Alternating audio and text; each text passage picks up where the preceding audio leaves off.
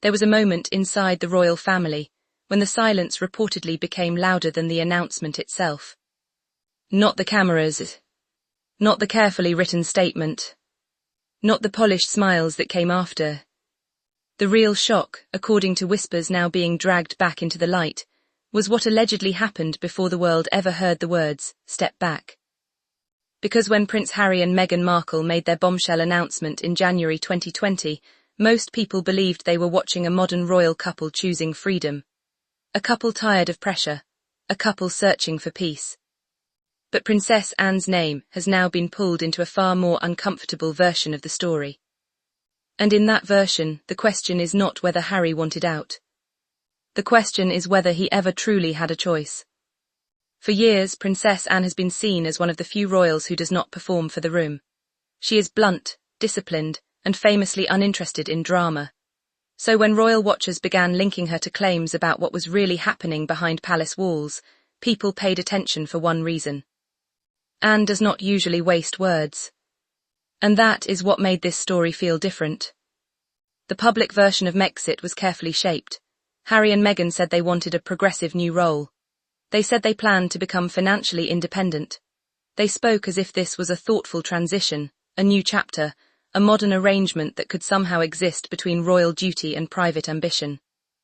But behind that polished language, the palace was reportedly shaken. Not confused. Shaken. Because the announcement did not arrive as a gentle family conversation. It landed like a public ultimatum. One moment, the royal family was carrying on with its traditions. The next, Harry and Meghan had released a statement to the entire world before the institution had fully agreed on what that future would look like. That alone was explosive. But the deeper allegation is far more personal. According to claims circulating around the royal fallout, Meghan had allegedly made it clear to Harry that staying inside the royal system was no longer an option for her. Not simply because she was unhappy. Not simply because the pressure was unbearable. The claim is that she allegedly warned Harry their marriage itself could be at risk if he refused to leave with her. And if true, that changes the entire emotional weight of the story. Because suddenly, this is no longer just about a prince choosing independence. It becomes a story about a man caught between the family he was born into and the family he was trying desperately to protect. Imagine the position. On one side, the monarchy. His grandmother the Queen, his father Charles, his brother William, a lifetime of duty, ceremony, expectation and history. On the other side, his wife and their new life together, a marriage already under pressure. A woman who felt attacked, isolated, and trapped inside a system she believed would never protect her. And in the middle stood Harry, carrying wounds the public had watched for years but never fully understood. That is where the story begins to darken. Because Harry had always been emotionally different from the rest of the royal machine. He was never the polished heir. He was the spare, the one who lost his mother in childhood and grew up in front of cameras that never stopped flashing. So when Meghan entered his life and spoke openly about pain, mental health, and escape, it may have felt less like rebellion to him and more like survival. But Princess Anne, if the claims around her reaction are true, may have seen something else. Not survival. Pressure. Anne reportedly understood duty in a way few people still do. She did not build her reputation on glamour. She built it on showing up quietly and relentlessly, even when there was no applause.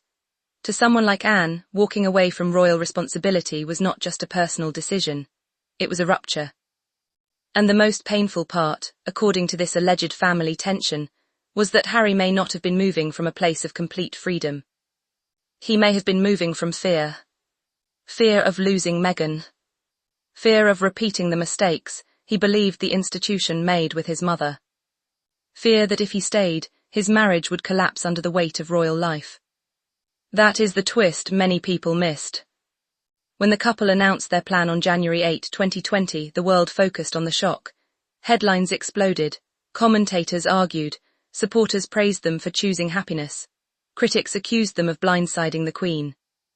But behind the noise was a much quieter question. Was Harry leading the decision? Or was he being pulled into it? By March 31, 2020, the break was official. Harry and Meghan stepped down as senior working members of the British royal family. The royal chapter closed and the American chapter began. California, media deals, interviews, a new image, a new circle, a new kind of celebrity life. And this is where Princess Anne's alleged concern becomes even sharper. Because the life Harry entered was not simply private. It was public in a different way. It traded palace balconies for streaming platforms, royal duties for global headlines, and palace briefings for emotional interviews that reopened old wounds again and again. To some, that looked like freedom. To others, it looked like another stage. And if Meghan truly had threatened divorce unless Harry left, then the move to America was not just a relocation. It was the price of keeping the marriage intact. That is the part that would have stunned the family most. Not that Meghan wanted out. Not that Harry was unhappy. But that the future of a prince, a family, and a historic institution may have been forced into a corner by a private ultimatum, no public statement ever mentioned. Still, the truth remains complicated. Meghan's supporters would argue that she had every reason to want distance. They would say the royal environment became unbearable, that the media treatment was brutal, and that Harry made his own decision because he refused to let history repeat itself. Harry's critics would argue the opposite. They would say he abandoned duty, damaged family bonds, and allowed personal emotion to overpower royal responsibility. But Princess Anne's supposed view cuts through both sides with an uncomfortable possibility. What if everyone was reacting to the announcement, while the real story had already happened behind closed doors? What if Megxit was not born on January 8? What if it began in private conversations, tense arguments, and emotional lines that could not be uncrossed? That is why this story still refuses to fade. Because the royal family did not just lose two working members. Harry lost his place in the structure he had known since birth. William lost the brother who once stood beside him. Charles lost the chance to keep both sons close as he moved toward the throne.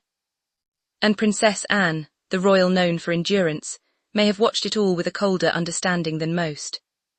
Not as a scandal. As a family fracture. A fracture dressed up as freedom. A fracture that began with a statement about independence, but may have carried a much heavier message underneath. Because sometimes the most traumatic royal secrets are not the ones shouted in interviews. Sometimes they are the private words spoken before the microphones are turned on. And if Harry really had to choose between his wife and his royal life, then the question that still hangs over everything is painfully simple. Did he walk away from the monarchy? Or was he pushed into proving who he loved most?